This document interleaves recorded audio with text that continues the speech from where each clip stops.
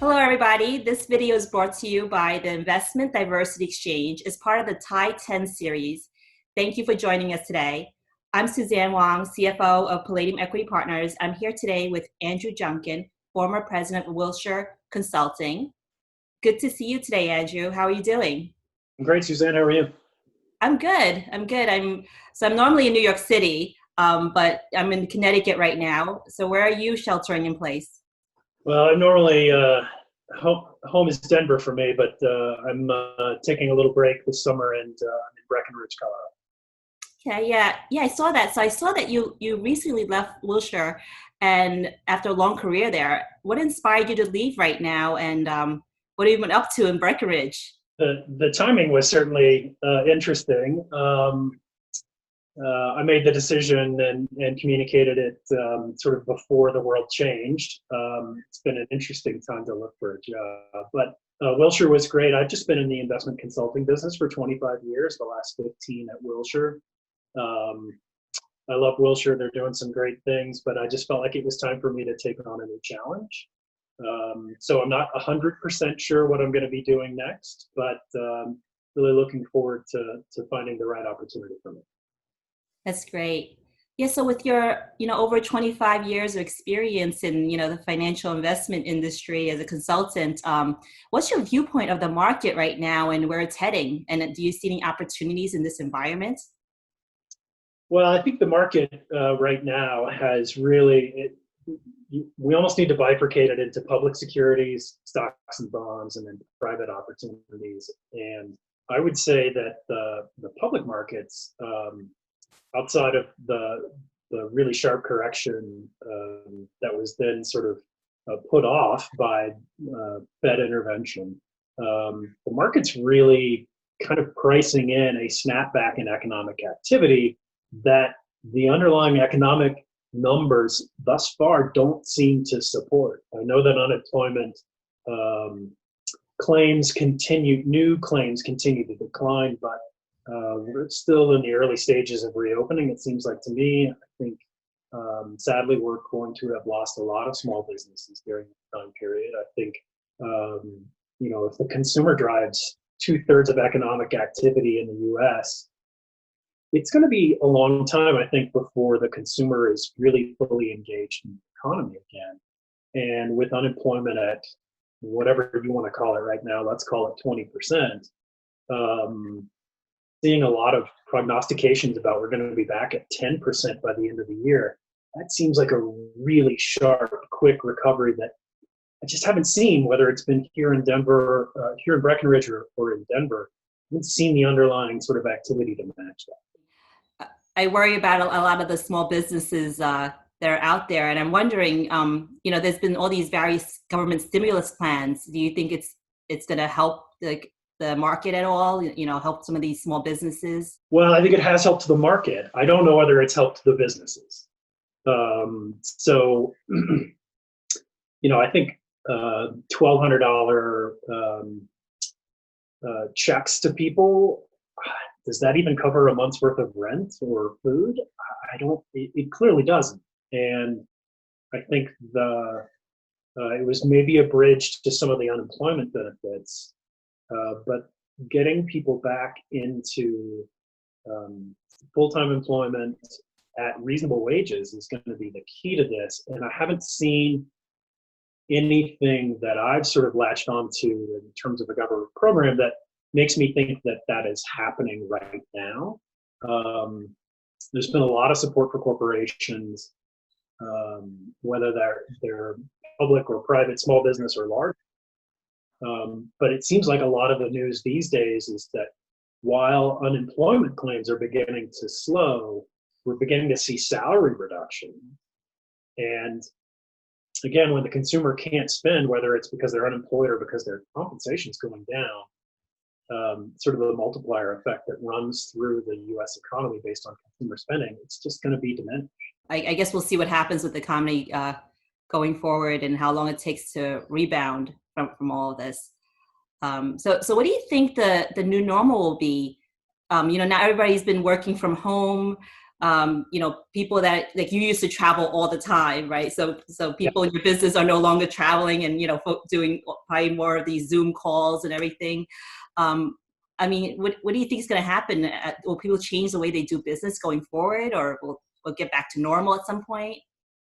Well, as a as a quasi-retired road warrior, I guess, someone who spent 120 to 150 nights in hotels a year for each of the last 10 years.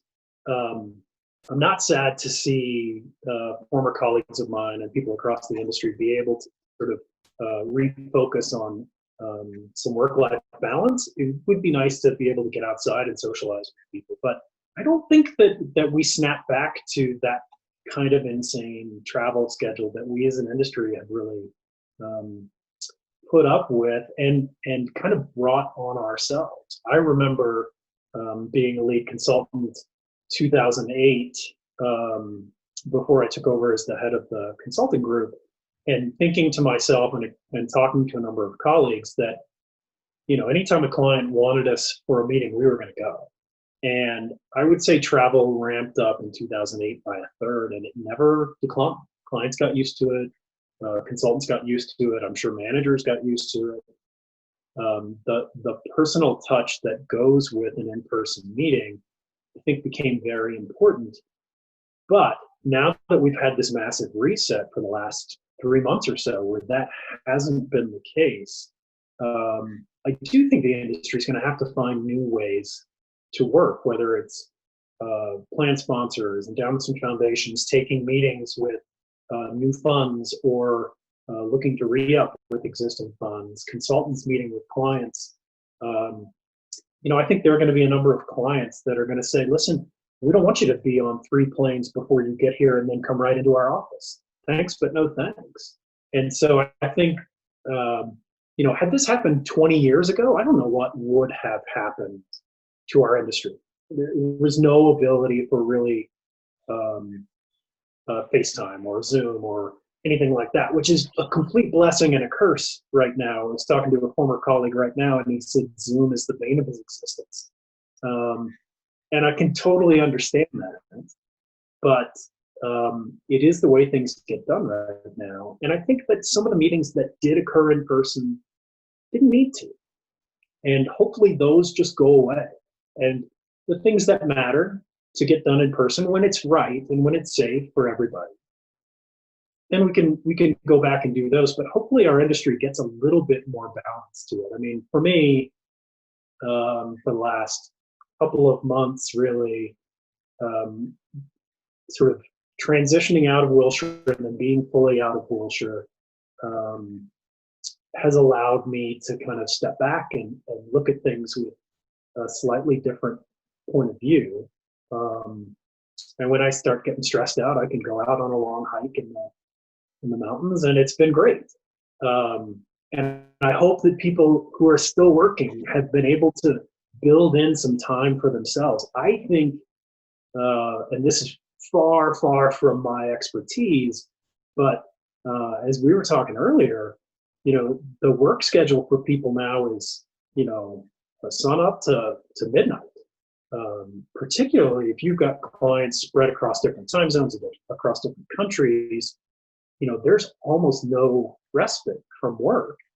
And if we're not careful as an industry, as just a broad community, we're going to create a lot of mental health issues for people who can't unplug, who can't really take a step back and focus on their families, their friends, just not staring at their computers and their iPads and their Zoom calls.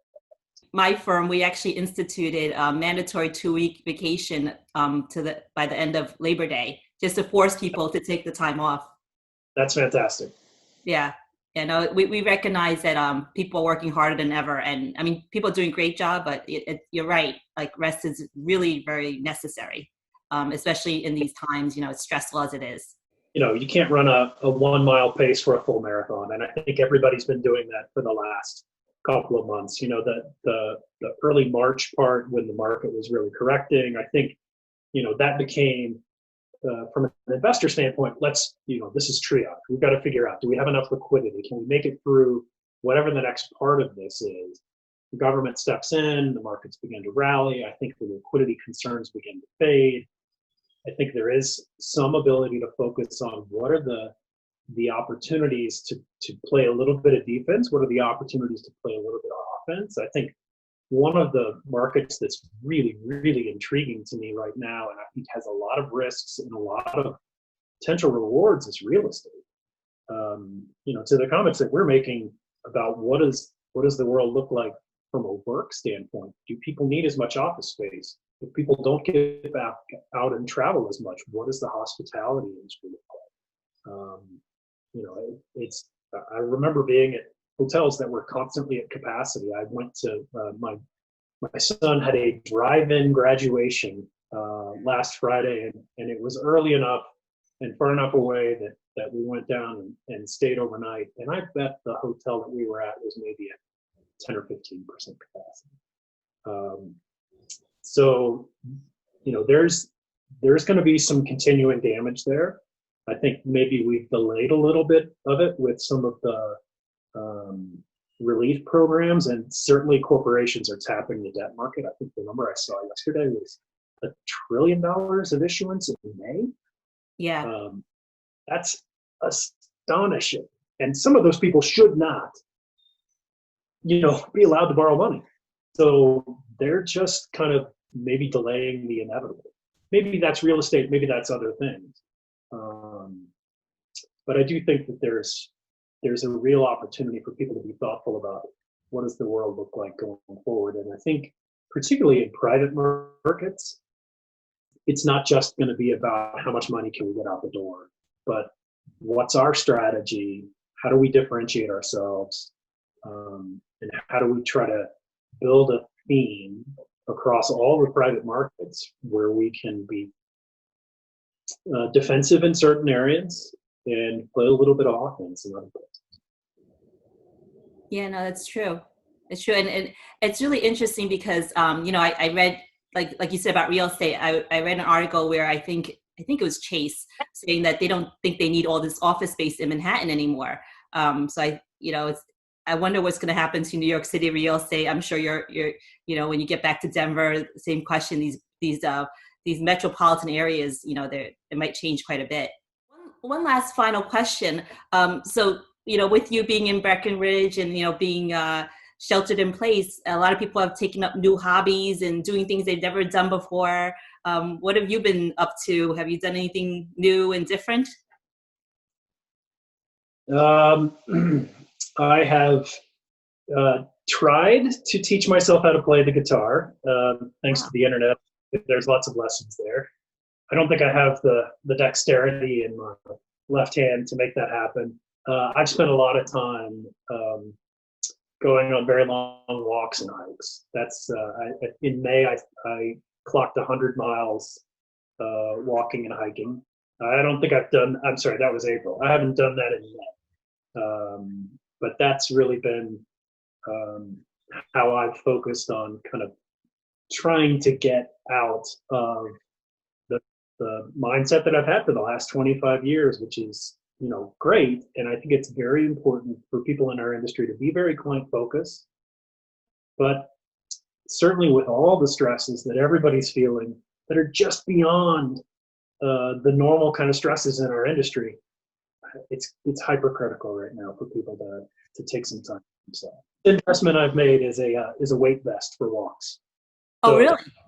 Yeah, you think a 5-mile walk is pleasant and not all that challenging. Throw on a 20-pound weight vest and try it again. Wow, that's a really great workout. Yeah, you do begin to question things about halfway through. That's actually a really good idea to carry around weights for the workout. I've been actually trying to do workouts in between, take a couple minutes here and there and just get a little bit of an online workout in. All right. Well, it was great speaking to you, Andrew, today. And thank you for your time. You bet. Okay. Thank you, everybody, for joining us. Talk to you soon. Bye.